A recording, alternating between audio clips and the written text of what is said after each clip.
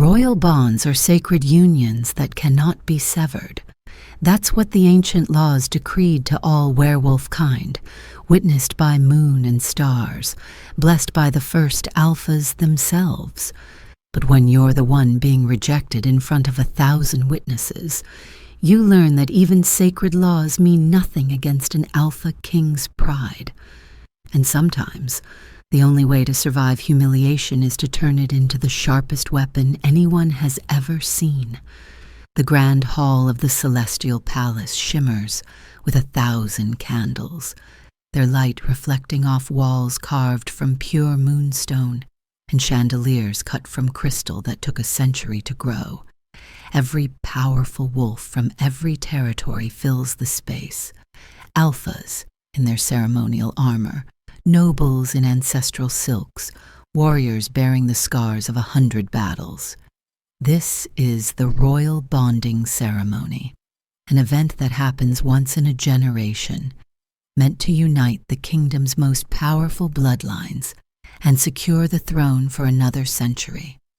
Thalia, Dawnsinger, stands at the center of it all, painfully aware that she doesn't belong.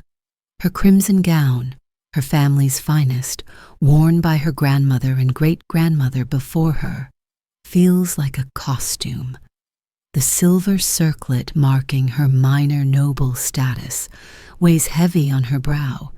She spent her life in libraries while other noble daughters trained with blades, studying ancient laws while they learned to command warriors. She knows she's not what an alpha king needs in a mate. But her family needs this alliance desperately, their territory too small and their debts too large to survive another generation without royal favor. Alpha King Ragnar, Stormclaw, towers before her on the raised dais, and Thalia has to tilt her head back to meet his eyes. He's exactly what legends describe, imposing, battle-scarred, his dark hair falling to his shoulders, his bare chest crossed with the leather straps of his wolf pelt cloak. Every inch of him radiates power and danger. His blue eyes fix on her, with an intensity that makes her want to look away, but she forces herself to hold his gaze. She's practiced this moment 100 times. She knows her lines. Accept the bond with grace and gratitude. Bring honor to her house. Be useful, even if she'll never be strong. But when Ragnar speaks, his voice doesn't carry the formal words of bonding. I, Ragnar Stormclaw, Alpha King of the Northern Realms, protector of the 5 territories, reject this bond. His words cut through the hall like a blade through silk, sharp and absolute. Thalia Dawnsinger is not worthy to stand as my mate or my queen. The grand hall erupts.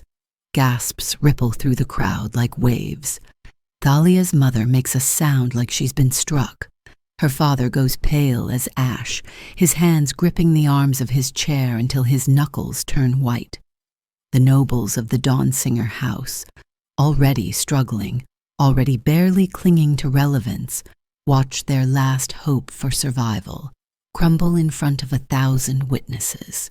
The king's council, seated in their places of honor beside the throne, exchange satisfied glances. Chancellor Mordain actually smiles, the expression cold and calculating. This rejection isn't a surprise to them. This is exactly what they wanted. The public humiliation of the Dawnsinger house, the elimination of a potential alliance that might have strengthened Ragnar's position. Thalia stands frozen, the words echoing in her head. Not worthy. The 2 words that have followed her entire life, spoken now by the most powerful wolf in the kingdom, in front of everyone who matters. She should bow her head, should accept this with grace and dignity, should fade into the background as she's always done, make herself small, make herself invisible, protect what little her family has left by not making this worse. But something inside Thalia snaps. Not her heart. That would require her to have hoped, this bonding would be anything more than political transaction. What breaks is something deeper, something that's been bending under the weight of 25 years, of being told she's not enough, of being valued only for her mind, while being dismissed for everything else, of watching herself be used as a political pawn, and finding even that role isn't wanted. She spent her life in her family's library. She knows laws others have forgotten, and in this moment, that knowledge becomes the only weapon she has. Thalia raises her head, squares her shoulders, and meets Ragnar's eyes directly. Her voice when she speaks carries through the shocked silence with a clarity that surprises even her. I, Thalia Dawnsinger, accept your rejection, Alpha King. A breath of relief ripples through the Dawnsinger nobles. At least she's accepting with dignity, not making it worse. But Thalia isn't finished. However, by the law of reciprocal rejection, established in the Treaty of the First Moon, and witnessed by the original 5 Alpha houses, I reject you in return, Ragnar Stormclaw. You are not worthy to claim me as mate, and you are not worthy to claim alliance with my house. The grand hall falls into absolute suffocating silence. The king surges to his feet, his face contorted with rage that someone, especially someone as insignificant as a minor noble daughter, would dare invoke ancient law in his court. The nobles look between Thalia and the throne, confusion and shock written across their faces. Even the council looks caught off guard, Mordane's satisfied smile replaced by calculation. And Ragnar, Alpha King Ragnar, who should look pleased that the rejection is mutual, who should be satisfied that the alliance is cleanly ended, looks stunned. His calculated political move, meant to achieve some goal Thalia can't yet fathom, has just become a legal and social catastrophe. Because reciprocal rejection doesn't just end the bond. It elevates the rejected party to equal standing in the rejection, stripping the alpha of face and forcing the kingdom to acknowledge that the unworthy noble dared to find him equally unworthy. Thalia stands in the center of 1,000 stairs, her heart hammering against her ribs, her hands clenched in the crimson silk of her gown to hide their shaking. She's either just saved herself and her family from complete humiliation, or she's signed her own death warrant.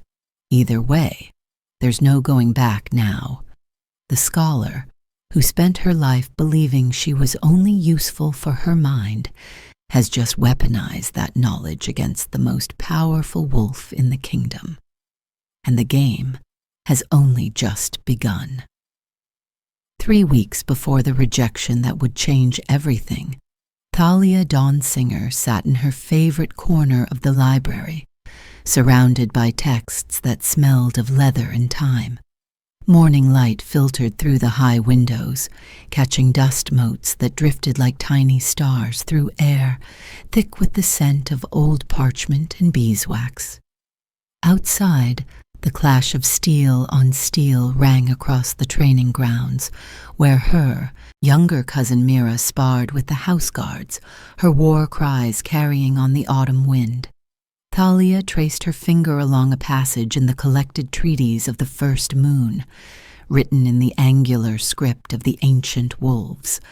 Most nobles her age would be drilling with blades or practicing their transformation, honing the warrior skills that define their kind. But Thalia's wolf had always been small, her strength unremarkable, her speed merely adequate. She'd learned early that she would never distinguish herself on a battlefield. The library became her refuge, then her fortress, and finally her purpose. Still hiding among dead scholars, her father's voice cut through her concentration. Lord Aldrich Dawnsinger stood in the doorway, his frame still imposing despite the gray threading through his auburn hair, despite the way worry had carved lines around his eyes. He'd been a warrior once, before politics and dwindling resources turned him into something harder and more desperate. Thalia closed the book carefully, marking her place with a ribbon. I'm researching succession laws. There's a case from the Third Moon Treaty that might help with the border dispute. It doesn't matter. Aldrich crossed to the window, staring out at the training grounds where Mira had just disarmed her opponent. Pride and regret warred in his expression. The border dispute won't matter. Nothing will matter if we can't secure stronger alliances. A cold weight settled in Thalia's stomach. She'd known this conversation was coming, had felt it approaching like storm clouds on the horizon. Father, the royal summons arrived this morning. He didn't look at her, and Thalia was grateful for that small mercy. The Alpha King has called for a royal bonding ceremony. Every eligible noble daughter from the 5 territories will attend. He paused, and in that silence, Thalia heard everything he wasn't saying. You're 25, unbonded, from a house with the right bloodline, even if our fortunes have diminished. He won't choose me. Thalia kept her voice steady, academic, as if they were discussing crop yields rather than her future. I'm not a warrior. I can't command troops or... You're a dawn singer. That's what matters. Aldrich finally turned to face her, and the desperation in his eyes made her look away. Our house holds one of the oldest bloodlines in the northern realms. That counts for something even now. If the king chooses you, if this bond happens, it would secure our position for generations. The debts would be forgiven. The territories would respect our borders again. Mira could have the future she deserves. Mira, who was everything Thalia wasn't. Strong, fierce, commanding. Mira, who would make a perfect queen if bloodlines and birth order didn't matter.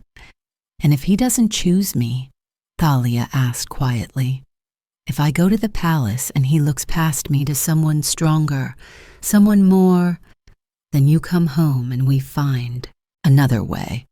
But his tone said there was no other way, that the Dawnsinger house was one bad harvest, one unpaid debt, one political misstep from complete collapse.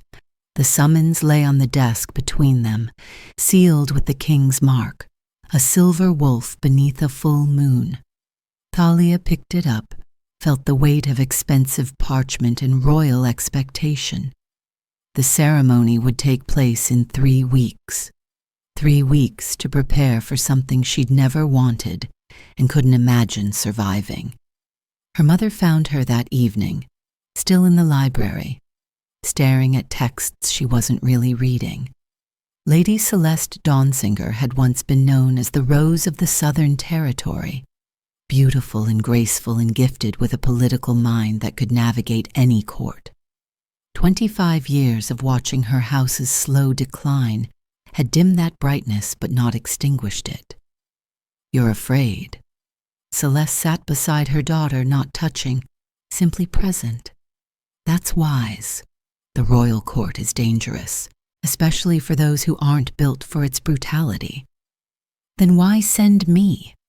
The question came out smaller than Thalia intended, almost childlike. Why not tell the king we have no eligible daughters? Why not... Because we're drowning, Thalia.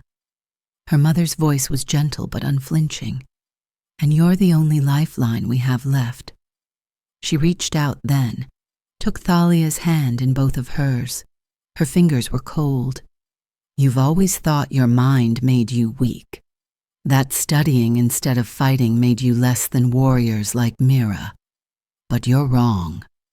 Thalia looked at her mother, saw tears she'd never seen before. Strength isn't enough in the royal court. They have 1,000 warriors, 100 alphas who can kill with their bare hands.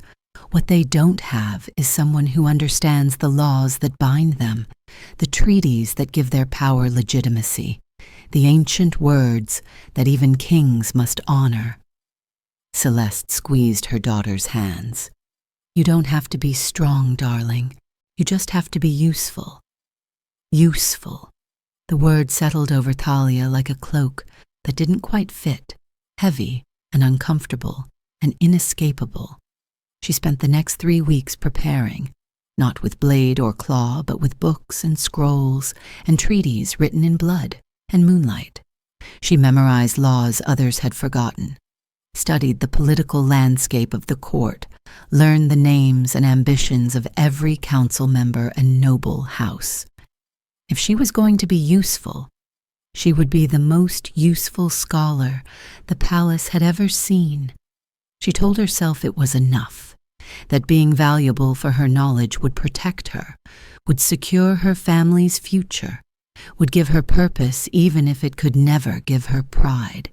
She had no way of knowing that in 3 weeks, standing in a grand hall filled with wolves who valued strength above all else, her usefulness would become the sharpest weapon anyone had ever wielded against a king. The grand hall erupts into chaos the moment Thalia finishes, speaking. Nobles surge to their feet, voices rising in a cacophony of shock and outrage. Someone, she thinks it might be her father, shouts her name. Warriors reach for weapons that protocol forbids them to carry in the ceremonial space. The king's guards form a protective circle around the throne, uncertain whether they're defending Ragnar from an attack or preventing him from launching one. Thalia stands frozen at the center of it all, her ears ringing, her heart hammering so hard she's certain everyone can hear it. The crimson gown that felt like a costume now feels like a target, drawing every eye in the hall. She keeps her chin up through sheer force of will, even as her legs threaten to buckle. "Silence!" The king's voice cracks like thunder, augmented by the alpha dominance that makes every wolf in the hall instinctively want to bare their throat in submission. The noise dies instantly. Guards, escort Lady Dawnsinger to the Palace of Contemplation. She will remain there until this matter is resolved. 2 guards appear at Thalia's sides, their grips firm but not brutal. As they guide her toward a side entrance, she catches glimpses of faces in the crowd. Her mother, white as moonstone, clutching her father's arm. Mira, staring at her with something between horror and awe.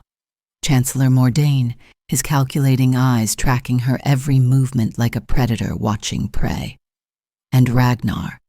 The Alpha King stands rigid on his dais, his face carved from granite, blue eyes blazing with a fury that promises consequences Thalia can't begin to imagine. The Palace of Contemplation sits at the far edge of the royal grounds, separated from the main palace by gardens designed for meditation and prayer. It's where nobles are sent when they need to be isolated but can't be openly imprisoned. A pretty cage with walls of white marble and windows that don't open wide enough for a wolf to escape. The guards deposit Thalia in a room that would be beautiful under other circumstances. Silk hangings in silver and blue, furniture carved from pale wood, a bed large enough for 3 with blankets soft as clouds. A gilded prison is still a prison. She's alone for less than an hour before the chaos outside reaches a crescendo. She can hear even through the thick walls, raised voices, running footsteps, the distant sound of something heavy being slammed onto a table. In the council chamber, 3 floors above the grand hall and 2 buildings away from Thalia's confinement, 5 of the most powerful wolves in the kingdom face each other across an ancient table carved from a single massive oak. Chancellor Mordain stands at the head, his silver hair and aristocratic features belying the ruthlessness that earned him his position. The situation is unprecedented. The law of reciprocal rejection hasn't been invoked in over 3 centuries. Because it's archaic nonsense that should have been struck from the books generations ago, snaps Lord Commander Varen, head of the military forces. He's built like a bear and has the temperament to match. A minor noble daughter doesn't get to reject an alpha king. It's an insult to the throne itself. An insult that's legally binding if the precedent holds. High Scholar Ilara speaks quietly but with authority, her fingers tracing the text of a leather-bound tome that looks older than the palace itself. She's the keeper of legal knowledge, and right now, every eye turns to her. I've verified 3 separate instances in the historical record. The law is valid. The reciprocal rejection stands. Then we kill her. Varin says it simply, as if discussing the weather. A tragic accident. She took ill during her confinement. Problem solved. And create a martyr? Mordane's smile is thin and cold. The Dawnsinger house may be weak, but there's still nobility. Killing her would unite every minor house against us, give them a rallying point for their grievances. No, this requires more finesse. Lady Seraphine, the king's chief diplomat, leans forward. The girl knew what she was doing. She didn't stumble into that law by accident. She studied, prepared, which means she's dangerous. She pauses. Or potentially useful. Useful how? Varin demands. She humiliated the king, yes, but she also revealed a gap in his armor, one we can exploit. Seraphine's eyes gleam. Ragnar has been too independent, too willing to ignore our counsel. This incident weakens him, makes him vulnerable. If we play this correctly, we don't need to kill the girl. We need to control her. Before anyone can respond, the door slams open. Ragnar fills the doorway, and even the council members, wolves who've seen centuries of war and politics, tense at the barely contained fury rolling off him in waves. You will release her. His voice is granite and ice. Mordane doesn't flinch. Your Majesty, the council is handling... I don't care what the council is handling. Ragnar moves into the room like a storm taking form. This is my mistake to fix. I initiated the rejection. I created this catastrophe, and I will be the one to resolve it. By doing what exactly? Varin challenges. You can't take back a rejection once spoken. You can't undo the reciprocal counter. The law is clear. Then we'll find another law, another precedent, another... Ragnar stops, his jaw clenching. For the first time since entering, he looks less like an unstoppable force and more like a man caught in a trap of his own making. Ilara closes her book carefully. There is one option, the law of trials. If both parties agree, they can undergo a series of challenges to prove their worth. If the king succeeds, the rejection is nullified. If Lady Dawnsinger succeeds, she gains full autonomy, and her house's status is elevated. She's a scholar, Varin scoffs. Put her in any physical trial, and she'll fail within minutes. The trials aren't only physical. Ilara meets Ragnar's eyes. They test mind, spirit, and will. All 3. Participants must agree to the terms, witnessed by the full court. The challenges are determined by neutral arbiters. Mordane's expression shifts, calculation replacing concern. This could work. Public trials would satisfy honor, give both parties a chance to save face. And if the king wins, his authority is restored even stronger than before. Ragnar stares at the council members, then at the window that faces toward the Palace of Contemplation, where Thalia sits alone. She'll refuse. She knows she can't win against me. Then you'll have to convince her. Seraphine's smile is sharp. After all, Your Majesty, you're the one who started this game. The scholar merely played it better than you expected. The words hang in the air like an accusation. Ragnar turns and walks out without another word, leaving the council to their machinations and Thalia to her fate. In her gilded prison, Thalia sits on the edge of the too large bed and tries to stop her hands from shaking. She's weaponized her knowledge against a king, and now she'll pay the price. She just doesn't know what form that price will take.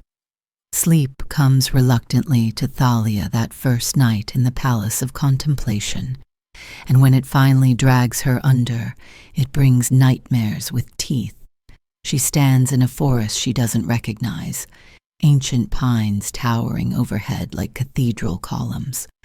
Moonlight filters through the canopy, but it's wrong, too bright, too silver, almost liquid as it pools on the forest floor. The air tastes of copper and ash. Then she sees them, wolves running through the trees, but not like any wolves she's seen before. Their eyes glow silver, bright as stars, and the moonlight seems to bend around them like water flowing around stones.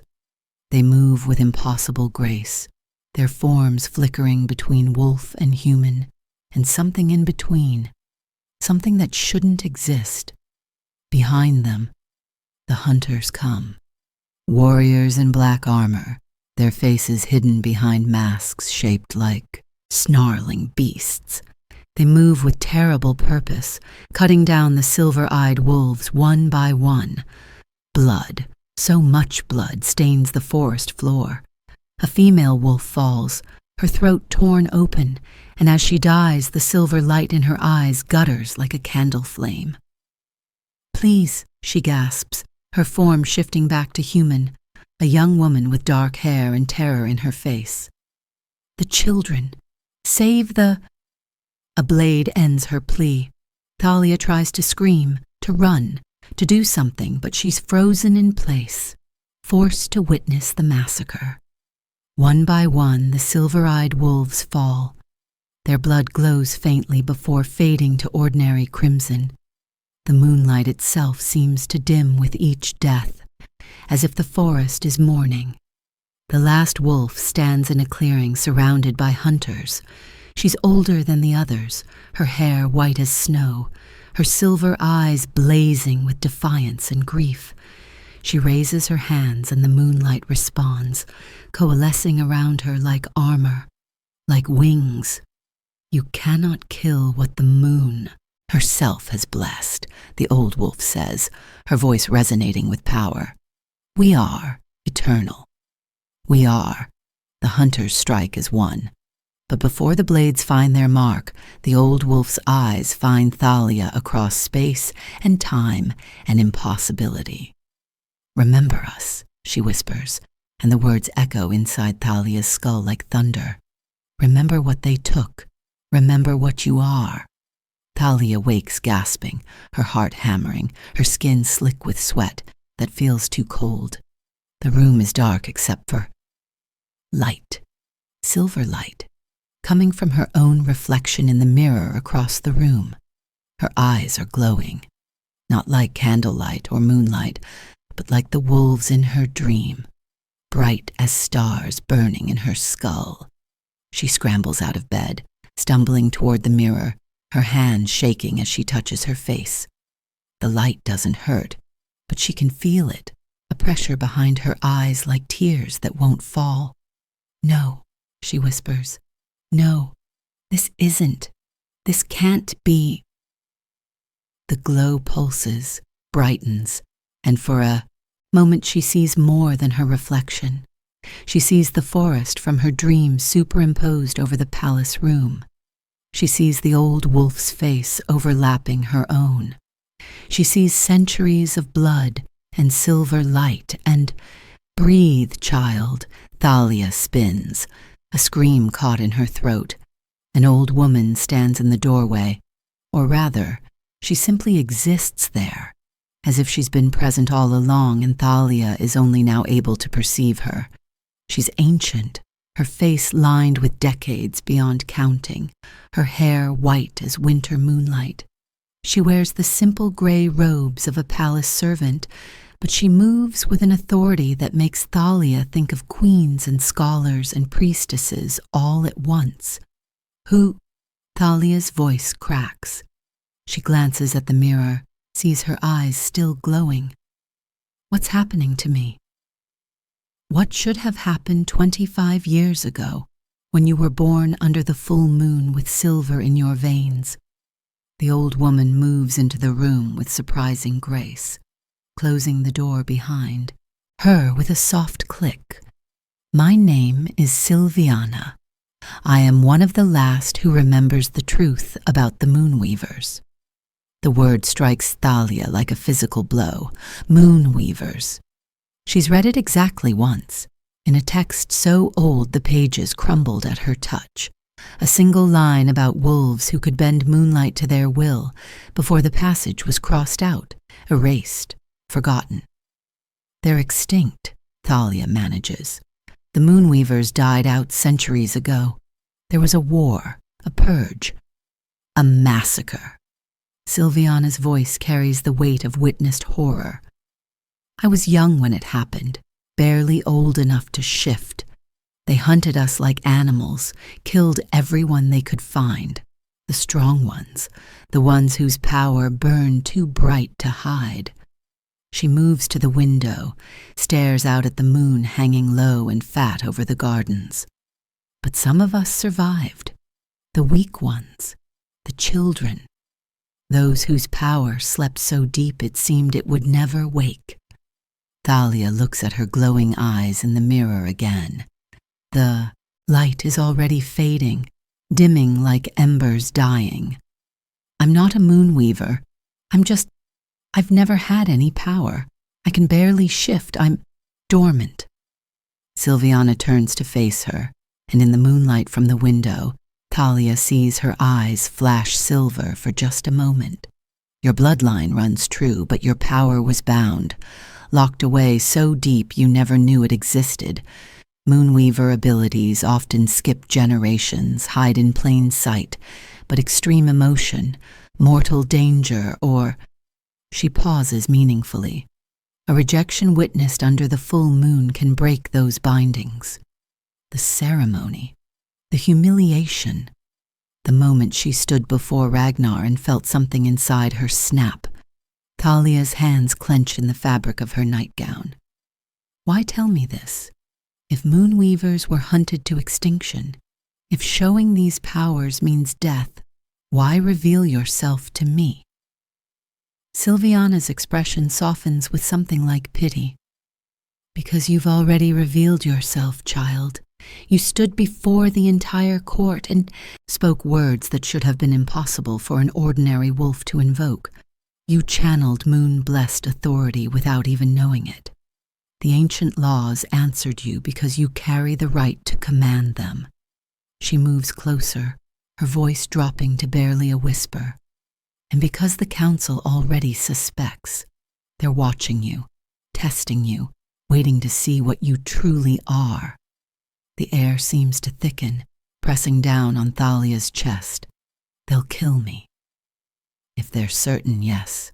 The old fears run deep, and Moonweavers represent a power that even kings cannot control. Silviana reaches out, touches Thalia's cheek with fingers that feel like paper and ice. But you have something they didn't account for. Time. Your power is waking slowly, not all at once.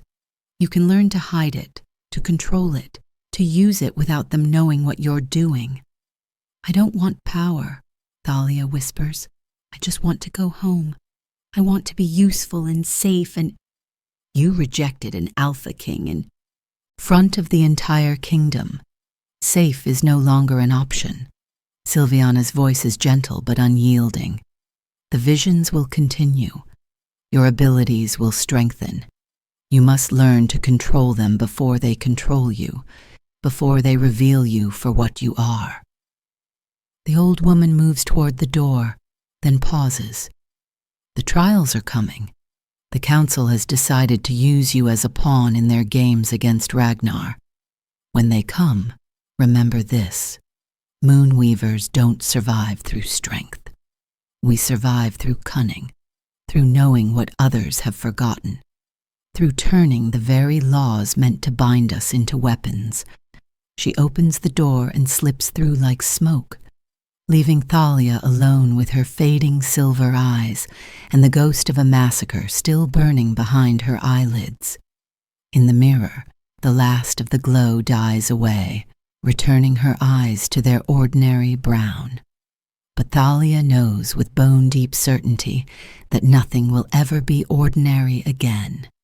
She is a moon weaver, the last of a murdered people, standing in the court of those who killed them, and she has absolutely no idea how to survive what comes next. The wine arrives on the third morning of Thalia's confinement, carried by a young servant girl who barely meets her eyes. The bottle is beautiful, dark green glass with a silver label bearing no house seal, no identifying mark, just a simple card tucked beneath the crimson ribbon. To ease your solitude, from an admirer. Thalia turns the bottle in her hands, watching morning light play through the glass. The wine inside is the color of garnets, deep and rich. After 3 days of plain water and simple meals, the gesture feels almost kind. Perhaps she has an ally in the palace after all, someone who sees her as more than a political inconvenience. She breaks the wax seal and pours a generous measure into the crystal goblet provided. The wine breathes, releasing notes of blackberry and something darker, earthier. She lifts the glass to her lips and stops. For a heartbeat, she doesn't know why. The wine smells perfect, looks perfect, but something screams danger inside her skull, a warning that has no words, no logic, just pure animal instinct that freezes her hand before the glass can touch her mouth. Then the vision hits, not like the dreams of massacred moonweavers, but sharper, clearer, more immediate. She sees herself drinking, sees her throat convulse as the wine burns going down, sees herself collapse, convulsing, blood streaming from her nose and eyes as the poison tears through her system, sees the servant girl, innocent, unknowing, discovering her body hours later. The vision releases her as suddenly as it came. Thalia staggers backward, the goblet falling from her numb fingers. It shatters against the marble floor, wine spreading like a bloodstain across white stone. The scent that rises makes her gag. Beneath the blackberry and oak, she can now smell something bitter and wrong, something that her newly awakened senses recognize as death. The servant girl rushes in at the sound of breaking glass. "My lady, are you hurt?" "Don't touch it." Thalia's voice comes out raw. She grabs the girl's wrist as she bends toward the spill. "Don't touch the wine. It's poisoned." The girl's face goes white. "But I carried it myself. I didn't know. I swear I didn't."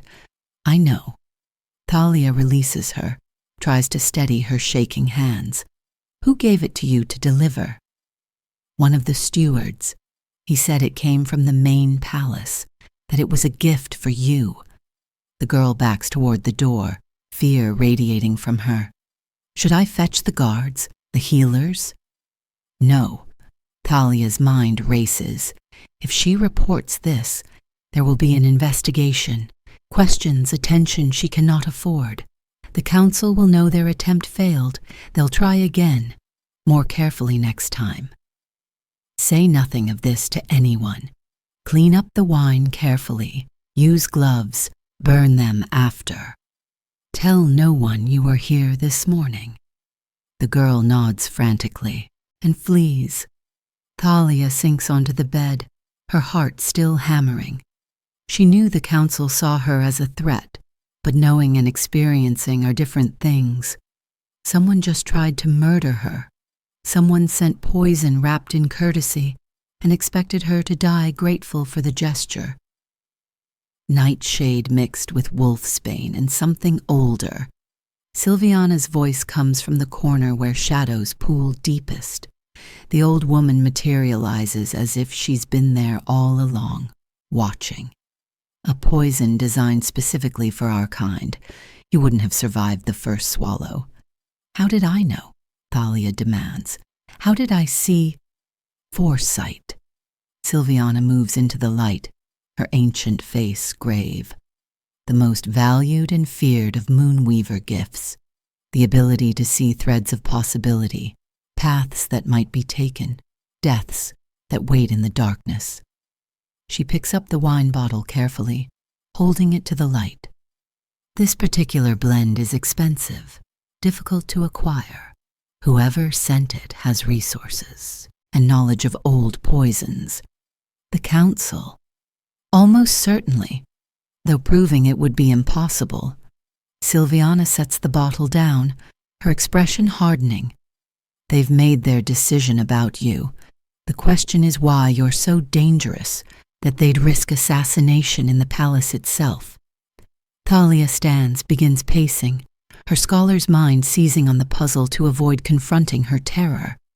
I humiliated the king, yes, but that's political theater. Embarrassing but not worthy of murder. There must be something else, something about me specifically that threatens them. Your bloodline. Silviana watches her with eyes that have seen centuries pass. Let me tell you the truth they erased from the histories, child. The Moonweavers weren't exterminated because we were powerful. Many bloodlines possessed great power. The Stormcallers, the Earth Singers, the Fire-Touched. They were allowed to fade naturally, integrated into other houses, their gifts diluted over generations.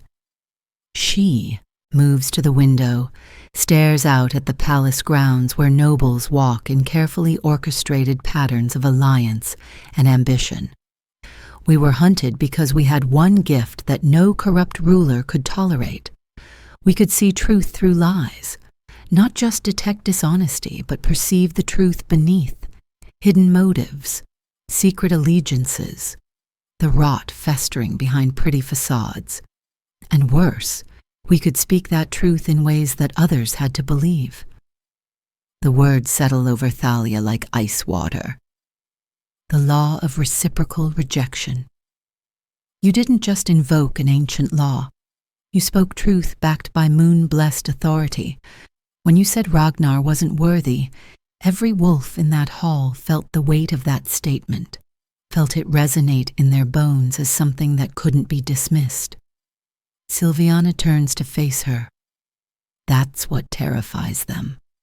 Not that you rejected the king, but that you revealed he could be challenged, that his authority isn't absolute, that someone could stand before him and name him unworthy and have those words matter. Thalia's legs give out. She sits heavily on the edge of the bed, understanding crashing over her in waves. They think I did it intentionally. They think I'm some kind of planted agent, a Moonweaver insurgent using truth as a weapon against the throne. Are they wrong? Silviana's smile is sharp. You may not have known what you were, but you still chose to stand before a king and reject everything he represents. You chose truth over survival. That's what Moonweavers do, child. It's in your blood, whether you claim the name or not. I didn't want any of this. Thalia's voice breaks. I just wanted to be useful, to save my family, to survive by being harmless and necessary. Silviana's tone gentles. I know, but you're not harmless anymore. You're a truth speaker in a court built on lies, a Moonweaver in a kingdom that slaughtered your kind. A scholar who just proved that knowledge is deadlier than any blade. She gestures to the spilled wine. They tried poison because they're afraid of what you represent, not what you've done, but what you might become. Thalia stares at her glowing reflection in a shard of broken glass. Her eyes are ordinary brown, no trace of silver. But she can still feel the power humming beneath her skin, waiting. What do I do? You survive. Silviana moves toward the shadows that will swallow her again. The trials are being prepared. Ragnar will come soon to offer you a chance to prove your worth through combat and cunning. When he does, remember this: they expect you to lose. They're counting on it. So you must win, but not in the way they anticipate. Not through strength, but through truth. She fades into darkness, leaving Thalia alone with poisoned wine and the certain knowledge that her greatest threat isn't the king who rejected her. It's the council that fears what she might say next. The visitor arrives near midnight, when even the palace guards are drowsy, with boredom, and the moon hangs fat and silver over the gardens. Thalia hears the soft footsteps before she sees him. Measured, deliberate, belonging to someone who knows how to move quietly, despite considerable size. She's awake, sitting at the window with a book she's not really reading, her mind still circling the poisoned wine and Silviana's revelations. When the door opens without so much as a knock, she's already on her feet, heart hammering, wondering if the council has sent someone more direct than poison. The man who enters is massive, easily 6.5 feet of corded muscle and battle scars. He wears the dark leather armor of the King's Guard, a wolf's head emblem branded into his chest piece. His hair is dark as midnight, tied back to reveal a face that's seen decades of war. But his eyes, pale gray, almost silver in the moonlight, hold something unexpected. Not hostility, concern.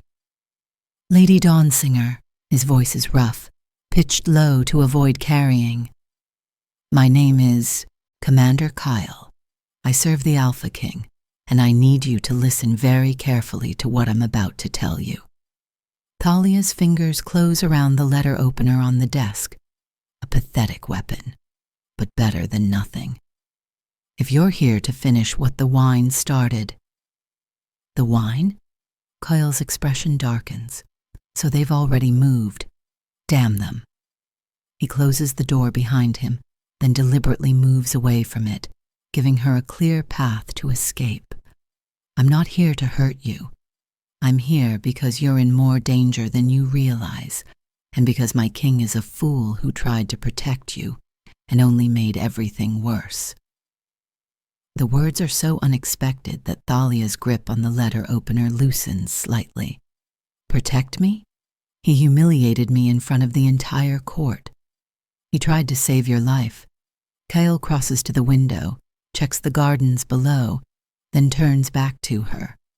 3 weeks ago, Chancellor Mordane's spies found something in the archives, old census records from before the purges, listing families with Moonweaver blood. Your house was among them, specifically your maternal line, the Crescents, before they married into the Dawnsingers. Thalia's breath catches. Her mother's maiden name, rarely mentioned, considered unlucky by those who remembered why. The Crescents were merchants, minor nobility at best. The Crescents were moonweavers who survived by hiding in plain sight, by marrying into other houses and letting their name fade. Kyle's jaw tightens. Mordane brought this information to the king 2 weeks before the bonding ceremony. Told him the council had decided to extend an invitation to your house, to bring a potential Moonweaver descendant into the palace, where they could observe her, test her, and if she showed any signs of active power. He doesn't finish. He doesn't need to. They orchestrated the entire ceremony to trap me. The realization spreads through Thalia like ice. My family thought it was mercy, a chance to save ourselves, but it was bait. Ragnar saw it for what it was. He's not blind to the council's machinations, even if he's bound by laws and traditions he can't simply break. Kyle moves closer, his voice dropping further. He couldn't refuse the ceremony without raising questions, couldn't cancel it without the council demanding reasons. So he did the only thing he could think of. He rejected you publicly, brutally, hoping to make you so worthless in their eyes that they'd send you home and forget about you.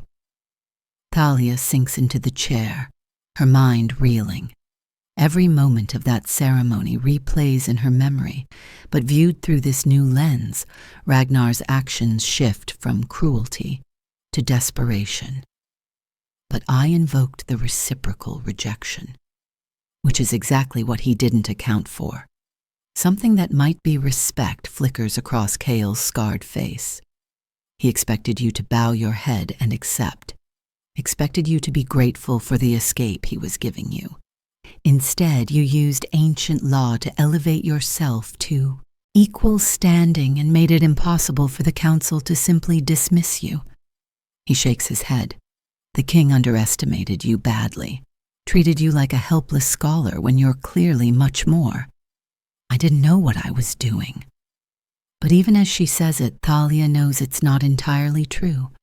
She'd felt something in that moment, something that guided her words, gave them weight and power, her Moonweaver blood awakening. I just wanted to hurt him the way he'd hurt me.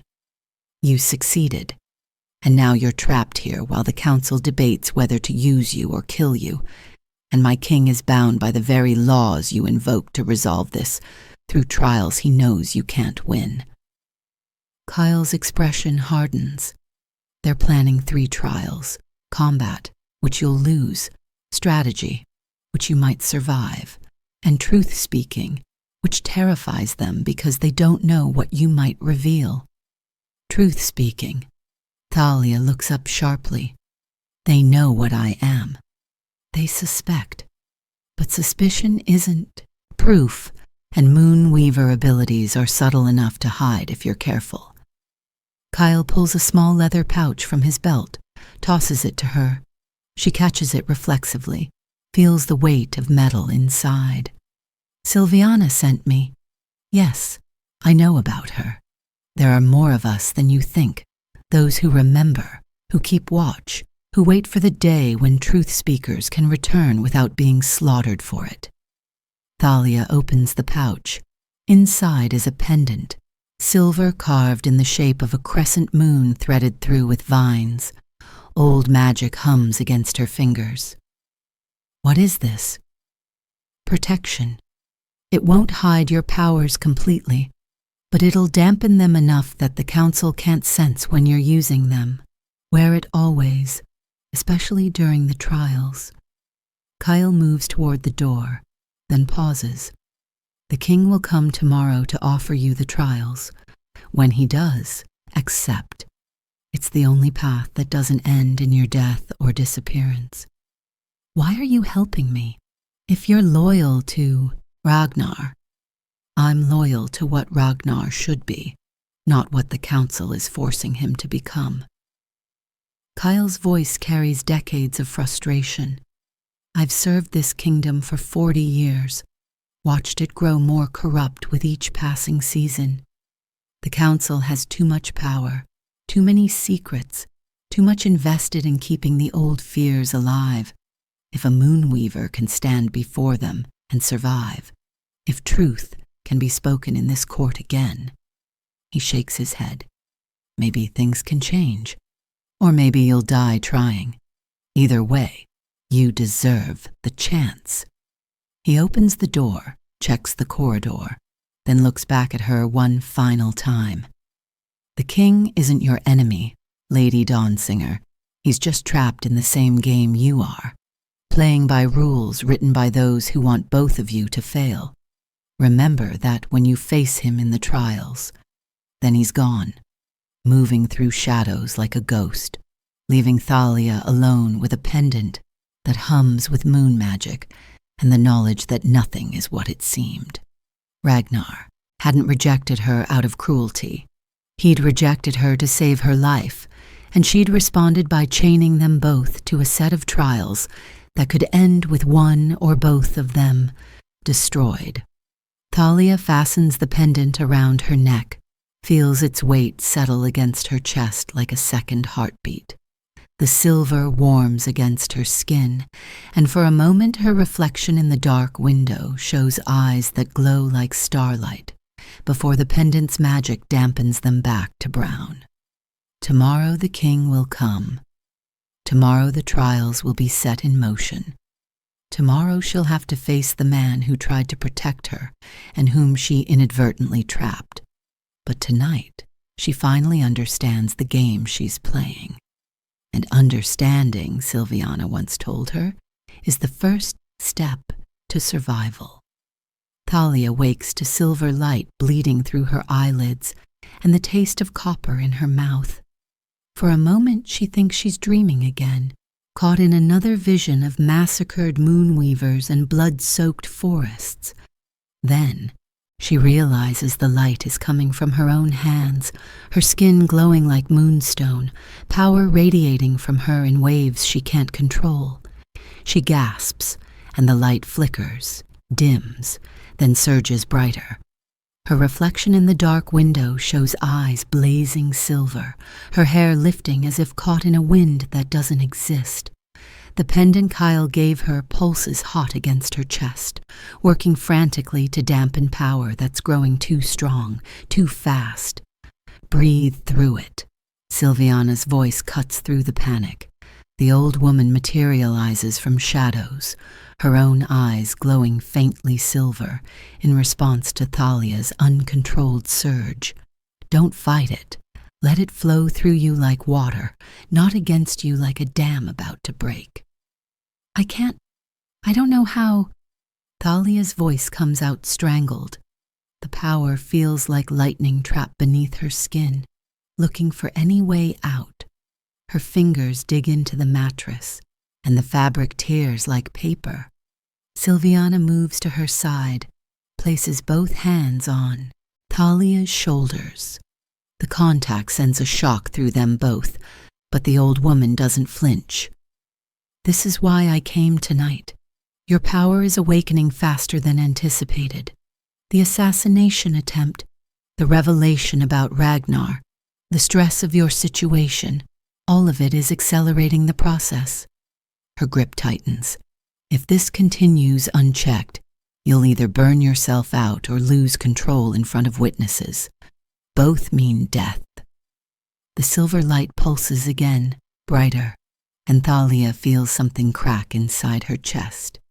Not painfully, but like ice breaking on a frozen river, revealing the current beneath. What's happening to me? What should have happened when you came of age, but your ancestors bounded away?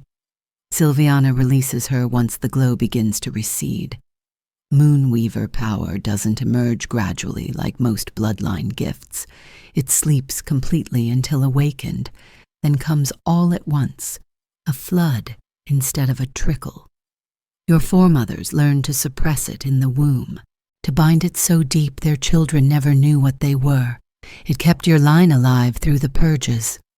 Thalia's hands finally stop glowing. She stares at them, at the faint silver traceries beneath her skin that fade even as she watches. But now it's breaking free. Partially, that's the problem. Silviana sits on the edge of the bed, suddenly looking every one of her countless years. Moonweaver power wants to be whole.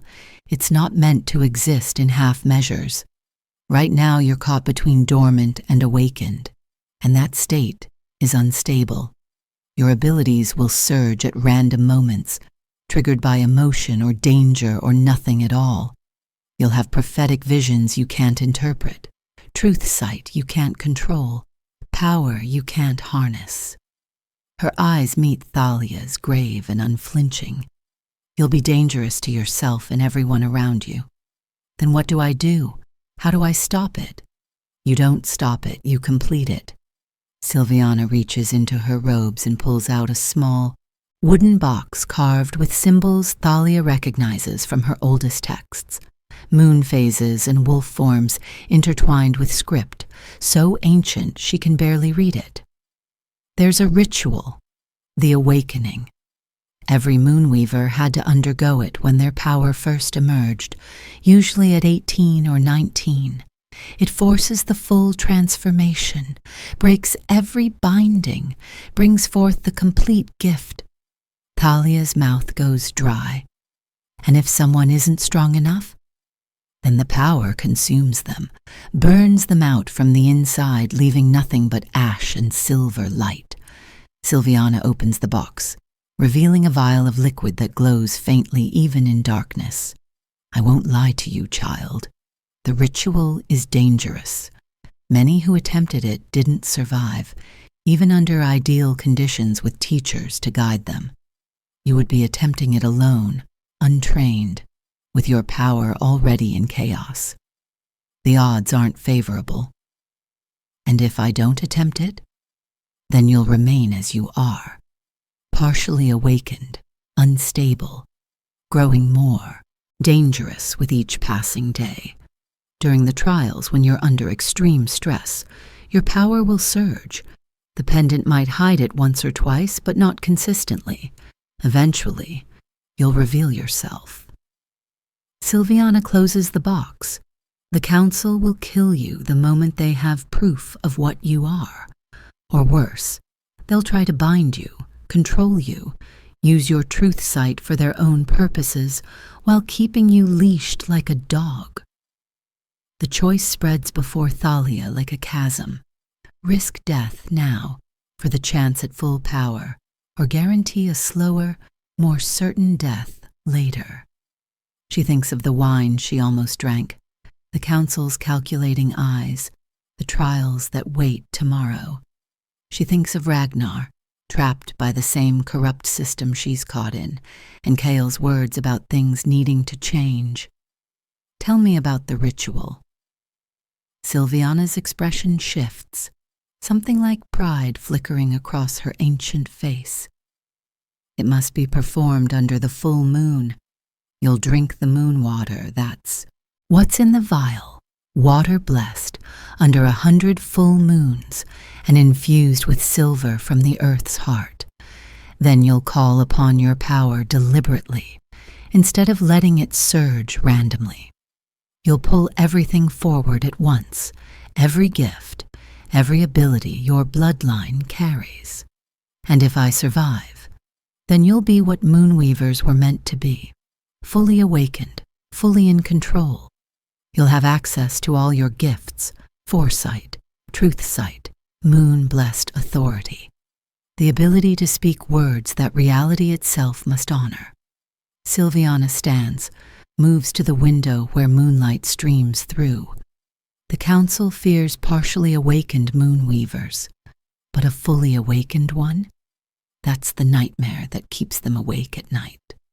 Thalia joins her at the window, stares up at the moon that watches everything, knows everything. It's 3 days from full, hanging heavy in the sky like a promise or a threat. How long does the ritual take? Hours. It must be completed before moonset, or the power will rebound and destroy you. Silviana hands her the box. I can guide you through the words, the forms, but I can't help beyond that. This is something you must do alone. Every moonweaver must face their power and either master it or be consumed by it. Thalia takes the box, feels the weight of centuries in her hands. She thinks of her mother's words before the ceremony. You don't have to be strong, darling. You just have to be useful. But usefulness isn't enough anymore. Being half awakened and vulnerable isn't enough. Surviving on the mercy of those who want her dead isn't enough. When is the next full moon? 3 nights from now. The same night Ragnar will formally present the trials to you. Perfect timing. Or perhaps the moon has a sense of irony. Thalia closes her fingers around the box. Then I'll do it.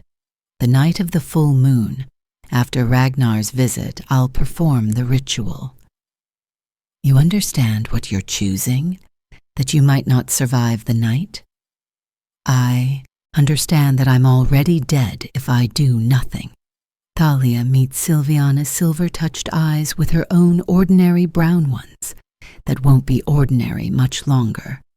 My whole life I've been told I'm not strong enough, not warrior enough, not enough, period. I've survived by being small and useful and harmless. But you can't win trials by being harmless, and you can't change a corrupt kingdom by being small. She looks down at the box in her hands, at the vial that glows with condensed moonlight and possibility. If I'm going to die anyway, I'd rather die trying to be what I was meant to be, not what others forced me to become. Silviana nods slowly, and for the first time since they met, she smiles, a fierce expression that makes her look young again, dangerous again, like the moon weaver she was before the purges forced her into hiding. Then I'll prepare everything. 3 nights from now, when the moon is full and the king has come and gone, we'll see if the last of the dawn singers has the strength to become the first moon weaver awakened in 3 centuries. She fades into shadow, leaving Thalia alone with her choice and the knowledge that in 3 days she'll either be more powerful than anyone suspects, or she'll be dead. Either way, there's no going back to being the quiet scholar who thought usefulness was enough. The moon watches through the window, patient and eternal, waiting to see if this daughter of an ancient bloodline has the courage to claim her inheritance. Thalia touches the pendant at her throat, then the box in her hands, and begins to prepare for the most dangerous night of her life. The full moon rises like a silver eye opening over the palace grounds, and Thalia waits until its light floods through her window before she begins. Silviana has prepared everything: salt forming a circle on the floor, moonstone crystals at each cardinal point, incense that smells of night-blooming flowers, and something older, wilder. The vial of moon water sits at the circle's center, glowing with accumulated light from 100 full moons. Once you drink, there's no stopping the process, Silviana warns. She stands outside the circle, her ancient face grave. The power will come whether you're ready or not. You must stay conscious through all of it, must maintain control even when every instinct screams to let go. If you lose yourself to the visions, you'll never find your way back. Thalia removes the dampening pendant, feels her power surge immediately in response. Her hands tremble as she steps into the circle, but her voice is steady. I understand. She kneels at the center, picks up the vial with fingers that glow faintly silver. The moon water is cold, impossibly cold, like holding distilled winter. She uncorks it, and the scent that rises makes her wolf self whine with recognition and longing. This is what they were, what they should have been, what centuries of fear stole from them. Thalia tilts her head back and drinks. The liquid burns ice cold down her throat, into her stomach, spreading through her bloodstream like frozen lightning. For a heartbeat, nothing happens. Then the pain begins. It starts in her chest, a pressure like a fist closing around her heart. Her power, dormant and bound for 25 years, surges forward all at once. Light explodes from her skin, silver and blinding, too bright to look at. She gasps and tastes blood, feels her bones grinding as something fundamental shifts in her very structure. Then the visions slam into her like a physical blow. She's in the forest again, but this time she doesn't watch from a distance. She is there, living it through a dozen different eyes, experiencing the massacre from the perspective of those who died. She's a mother clutching her children as hunters close in, speaking words of power that shimmer in the air like shields. The protection holds for 3 heartbeats before the blades find gaps, before her children's screams cut off into silence. She's an old man, a keeper of knowledge, burning scrolls and books as warriors break down his door. They can kill us, he gasps to his apprentice, but they can't kill what we know. Remember everything. A blade through his heart, and his last thought is a prayer that someone somewhere will carry the truth forward. She's a young woman, barely 18, running through snow with a baby strapped to her chest. Her power blazes around her, bending moonlight into walls and weapons. But there are too many hunters, and she's so tired. She stops in a clearing, knows she can't outrun them. She presses her lips to her daughter's forehead and speaks words that glow silver in the darkness. A binding, a suppression, a lock on the child's power so deep it might never wake. "Forgive me," she whispers. "But you'll live. That's all that matters." She hands the baby to a farmer's wife who's agreed to raise her in secret, then turns to face the hunters alone. The visions multiply, overlap, centuries of death and fear and desperate survival, flooding through Thalia's mind faster than thought. She experiences the genocide not as history, but as lived reality, feels the terror of children watching their parents murdered, the grief of elders watching their culture erased, the rage of warriors dying while trying to protect those who couldn't fight, and beneath it all, the truth they died trying to protect. The Moon Weavers weren't exterminated for being dangerous.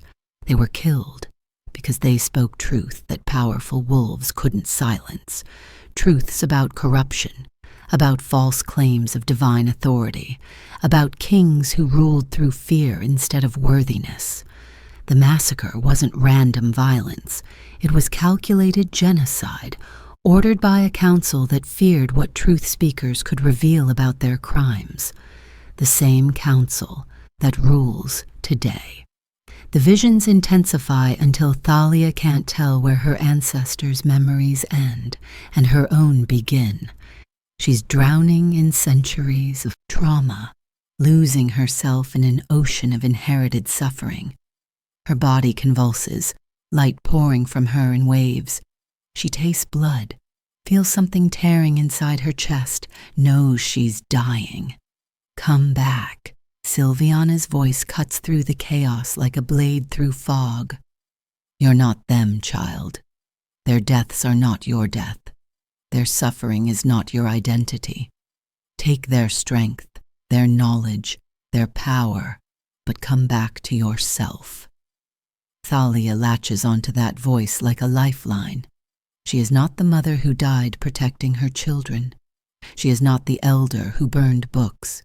She is not the young woman who suppressed her daughter's power to save her life. She is Thalia Dawnsinger, scholar and survivor, and she is still here. She pulls herself back from the abyss of inherited memory, drags her consciousness forward through time and trauma, until she crashes back into her own body with a force that makes her scream. The light explodes outward, shattering the moonstone crystals, scorching the salt circle black. Power floods through every cell, rewriting something fundamental in her blood and bones and spirit. She feels gifts awakening one by one, foresight blooming like flowers behind her eyes, truth sight layering over her vision like a second way of seeing, moon-blessed authority settling into her voice like weight and music combined. The pain peaks, unbearable, and she thinks this is it. This is where she burns out and dies like so many before her. Then the moon itself seems to reach down and touch her. The agony transforms into something else, not pleasure, but rightness, like a bone snapping back into place after being broken for decades. The power that was tearing her apart suddenly flows through channels meant to hold it, settles into patterns carved into her bloodline over millennia. She gasps, and the light around her shifts from chaotic to controlled, from wild to woven. When she opens her eyes, the world has changed. Everything glows, not with visible light, but with truth. She sees Silviana, and beneath the old woman's appearance, she perceives layers of reality. Her age measured in centuries, not decades. Her power still strong despite suppression. Her genuine care mixed with calculation and hope and fear. All of it true, all of it simultaneous. She looks at her hands and they shine silver, not with reflected moonlight but with their own radiance. She blinks, and the glow dims but doesn't disappear, a permanent mark of what she's become. "Stand up," Silviana says quietly. "Let me see you." Thalia rises, and the movement feels different, stronger, more certain. She's still herself, still the scholar who spent her life in libraries, still the daughter trying to save her family. But now there's something else woven through her, something ancient and powerful and undeniable. Her eyes meet Silviana's, and she knows the old woman sees the silver burning there, permanent as scars. "You survived." There's wonder in Silviana's voice and relief, and something like grief. First moonweaver to fully awaken in 300 years, and you survived. "I can see everything." Thalia's voice comes out changed, richer, resonant with layers of meaning that weren't there before. Not just what is, but what could be.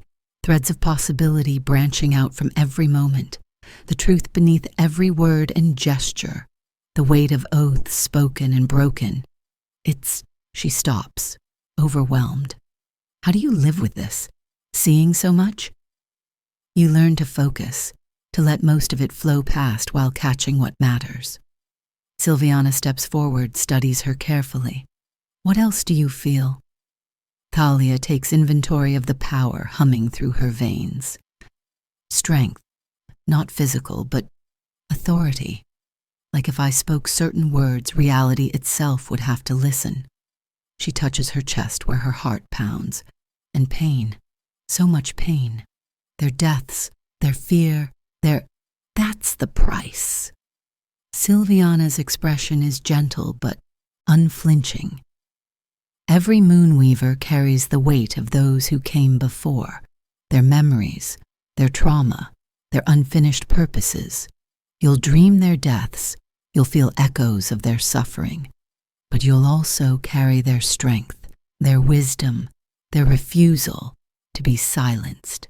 Thalia nods slowly, understanding settling over her like armor. She survived the ritual, but she's not unchanged. She bears scars that aren't visible, wounds that will never fully heal. The genocide lives in her now, in her blood and bones and memory. She is the inheritor of 3 centuries of suffering, but she's also the inheritor of 3 centuries of resistance. She looks toward the window where moonlight streams through, sees her reflection, eyes glowing silver, power radiating from her in waves that make the air shimmer. This is what the council fears. This is why they killed her people. And tomorrow, when Ragnar comes to offer her the trials, he'll see what she's become. The game has changed. The scholar who thought knowledge was her only weapon now commands power that makes even alpha wolves instinctively want to bare their throats. The council wanted to control or eliminate a threat. Instead, they've awakened the very nightmare that haunts their dreams. Thalia Dawnsinger is fully awakened, and she will not be silenced. The morning after her awakening, Thalia sits at the window of her gilded prison and watches the palace come to life with senses that see too much. Every servant who crosses the gardens trails threads of truth behind them, loyalties, fears, secrets they think are hidden. The guards at her door radiate duty mixed with unease, uncertain about the prisoner they're meant to contain. She touches the pendant at her throat, feels its dampening magic working frantically to hide the silver glow of her eyes. But even dampened, her new sight penetrates walls and lies with equal ease. That's when she sees him. Chancellor Mordain crosses the main courtyard 3 buildings away, too far for normal vision but crystal clear to her truth sight. He's not alone. High Scholar Ilara walks beside him, and the air around them shimmers with the weight of spoken secrets. Thalia focuses, pushes her awareness toward them, and suddenly she can hear their words as clearly as if they stood beside her. Can't delay much longer, Ilara is saying. The girl survived 3 nights in confinement. If she's truly awakened, she'll start manifesting abilities the pendant can't fully hide. Then we accelerate the timeline. Mordain's voice carries cold calculation. The trials begin tomorrow. We'll structure them to ensure her failure, then execute her publicly for crimes against the throne. Just like the old protocols dictate, Thalia's blood turns to ice. She knows she should look away, stop listening, but her truth sight has latched onto something deeper, threads of conspiracy stretching back through centuries, glowing like veins of silver in darkness. She closes her eyes and lets her foresight guide her, not forward into possible futures, but backward into hidden truths. The visions come fast and brutal. 300 years ago, the Grand Council chamber barely changed from how it looks today. A different king sits on the throne, King Aldrich I, founder of the Stormclaw dynasty, the man every history book calls the uniter who brought peace to the 5 territories. But Thalia sees the truth beneath the legend. A young moonweaver woman kneels before him, her silver eyes blazing with righteous fury. Your bloodline is false, she speaks with moon-blessed authority that makes every wolf in the chamber flinch. You claim descent from the first alphas, but your grandfather was a bastard, born of a serving girl and a minor noble. You have no more right to this throne than any wolf in this room. The king's face goes white with rage, not because she's lying, because she's speaking truth that cannot be denied, truth that every wolf present feels in their bones as undeniable. Your line survives by speaking pretty lies, the Moonweaver continues, her voice ringing with power. But we speak truth that even kings cannot silence, and the truth is this: you are not worthy. You never were. The king rises, and Thalia sees murder in his eyes. Then truth will die with you. The vision shifts, accelerates through time, the secret orders given, the hunters dispatched, the systematic extermination of every moonweaver who could speak truth to power. Not because they were dangerous in battle, because they were dangerous to the legitimacy of a throne built on lies. The genocide wasn't random fear of power. It was calculated silencing of witnesses to fraud. Thalia gasps back into the present, her heart hammering. The conspiracy runs deeper than she imagined. The entire Stormclaw dynasty, every king for 3 centuries, has ruled on a false claim. And the council knows. They've always known. She focuses on Mordain and Ilara again, her truth sight digging deeper. Around the chancellor, she sees layers of deception like sediment built up over decades. But there's something else, a thread of truth that connects him to someone else, someone whose presence makes her newly awakened instincts scream danger. She follows the thread and it leads to Ragnar, but not in the way she expected. The vision that comes nearly breaks her concentration. Ragnar as a child, maybe 7 years old, eyes glowing silver in the darkness of his room while his mother frantically tries to hide it. The queen, Mordain's own sister, pressing her hands to her son's face and whispering words of binding, of suppression. Your father can never know, she hisses. The council can never know. If they discover Moonweaver blood in the royal line. She doesn't finish. She doesn't need to. Young Ragnar's silver eyes fade to ordinary blue. The binding takes hold. His power goes dormant, hidden so deep even he forgets it exists. But Mordain saw. Mordain knows. Thalia pulls back from the vision, understanding crashing over her in waves. Ragnar carries Moonweaver blood through his mother's line. That's why he recognized what Thalia was. He saw in her the same potential that lies dormant in himself. That's why he tried to save her through rejection, and that's why the council fears him. If Ragnar ever awakened his Moonweaver heritage, he would have the power to speak truth about the false bloodline, to strip the legitimacy from the very throne he sits on. He could expose 3 centuries of lies with words backed by moon-blessed authority that cannot be denied.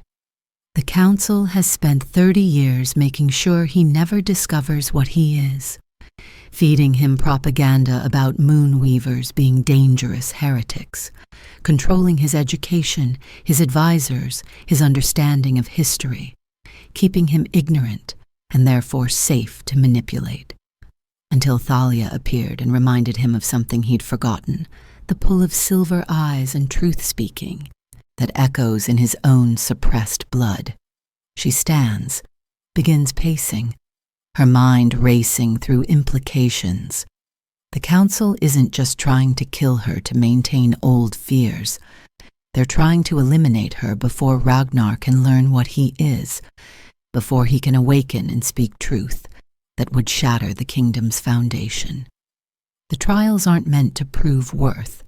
They're meant to provide legal justification for public execution, to make an example of her in front of the entire court, to reinforce centuries of propaganda that Moonweavers are dangerous heretics who must be destroyed, just like they did to her ancestors. You're learning faster than I hoped. Silviana's voice startles her. The old woman steps through shadows, her expression grave. You've seen it, the truth they've hidden for 3 centuries. The entire kingdom is built on lies. Thalia's voice shakes with fury and horror. Every king since Aldrich I has ruled on false pretense, and they murdered my people to hide it. Yes. Silviana moves to the window, stares toward the throne room where those lies continue to hold power.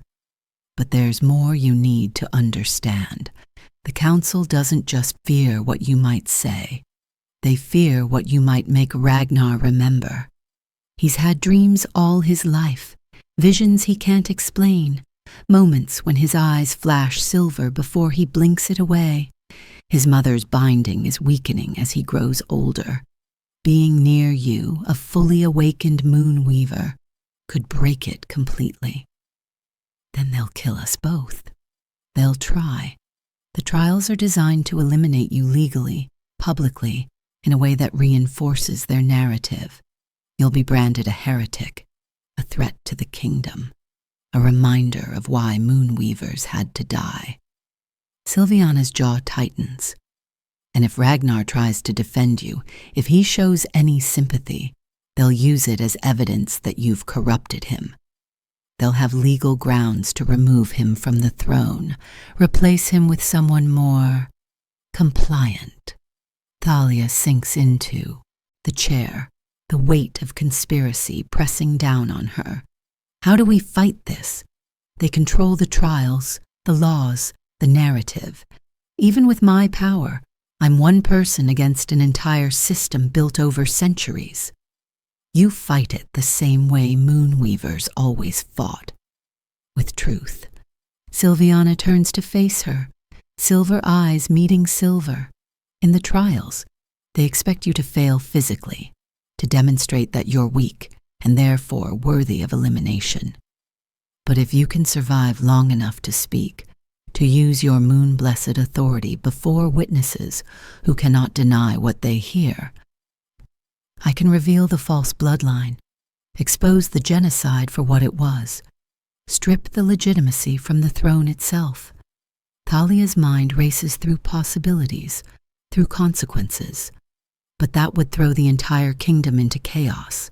5 territories, all questioning who has the right to rule.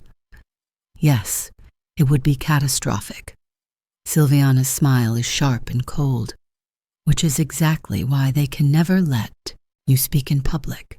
They'll structure the trials to kill you before you can open your mouth, before you can speak truth that would shatter everything.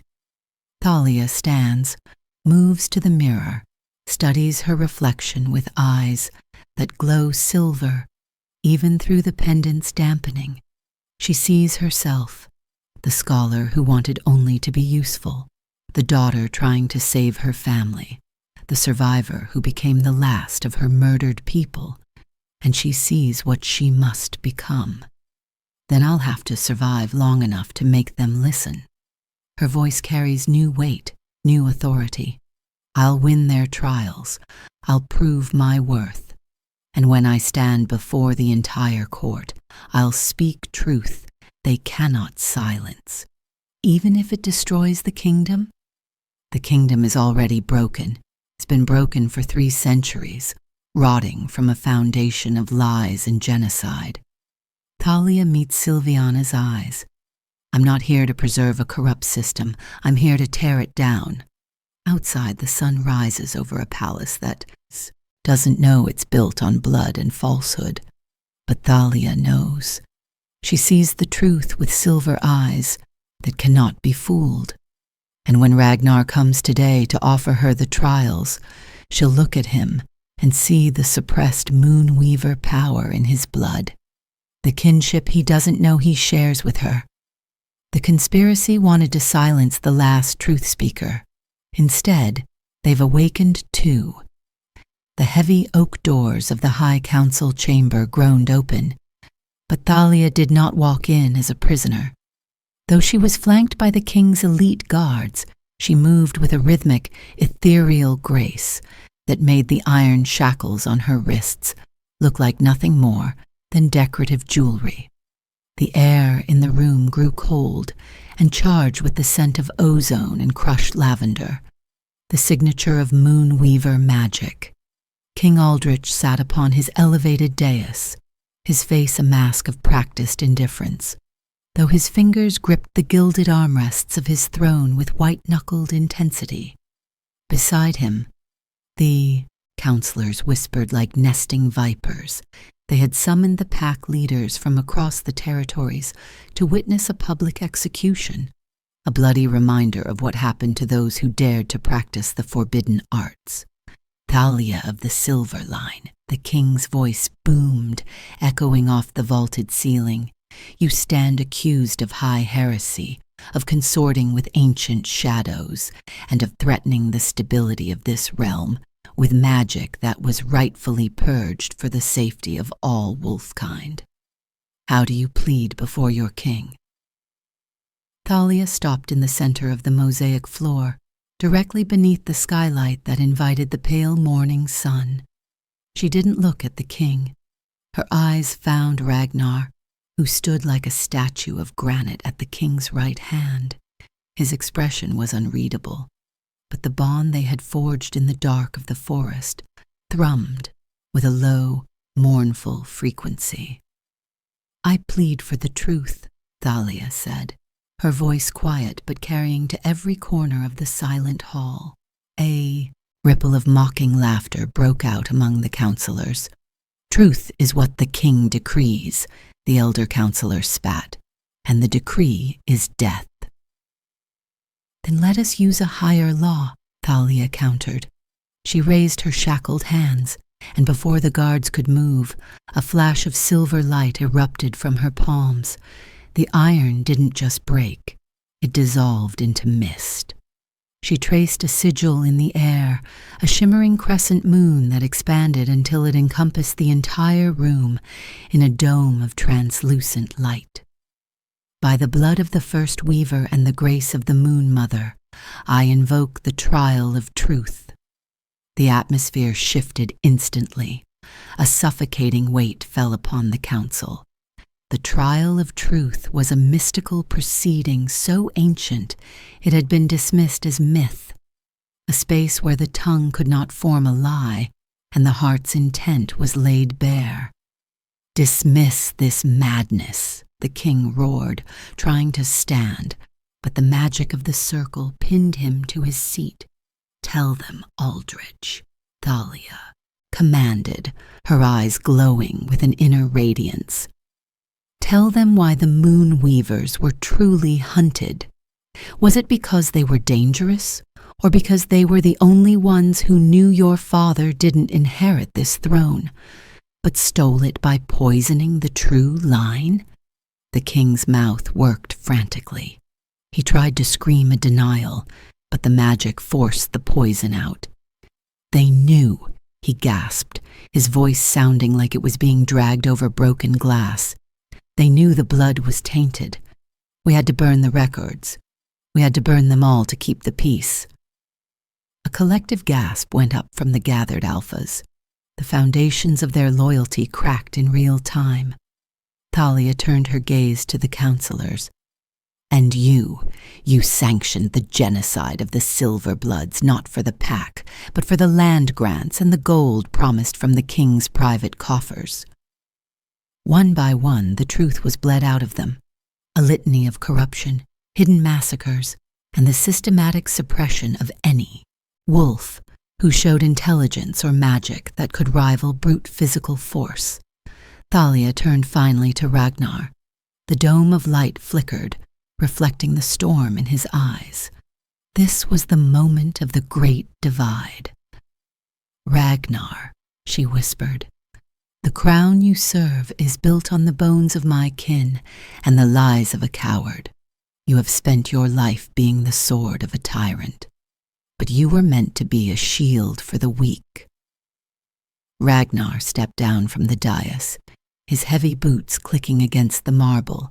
He looked at the king, then at the woman who had shown him that strength without mercy was merely cruelty. He drew his ceremonial blade. For a heartbeat, the court held its breath, expecting him to strike her down. Instead, he turned his back on the king and drove the sword into the floor at Thalia's feet, kneeling before the truth, not the crown. "I have served a shadow," Ragnar declared, his voice thick with a new kind of resolve. "No more." The king screamed for his guards, but the soldiers hesitated, their eyes fixed on Thalia. She looked at the throne, the seat of power that had caused so much suffering. "I don't want your chair, Aldrich," Thalia said, her voice ringing with the authority of a true queen. "The age of the absolute alpha is over. I don't want a throne built on fear. I want a system where the runt, the weaver, and the warrior are honored equally. I want a circle, not a pyramid." She stepped closer to Ragnar, reaching out a hand to him. "Ragnar, I offer you a choice. We can let this kingdom burn in the blood of a revolution, or we can rebuild it together as true partners. We can create a world where power is shared, and the truth is the only law. But if you choose the old ways, if you choose to fight for a dying lie, then this ends today." Ragnar looked up, his hand finding hers. The spark that passed between them was more powerful than any lunar ritual. It was the spark of a new era. He stood, his towering frame casting a shadow over the cowering king. "Let us rebuild," he said. Outside, the clouds parted, and for the first time in generations, the sun felt like a beginning rather than a countdown.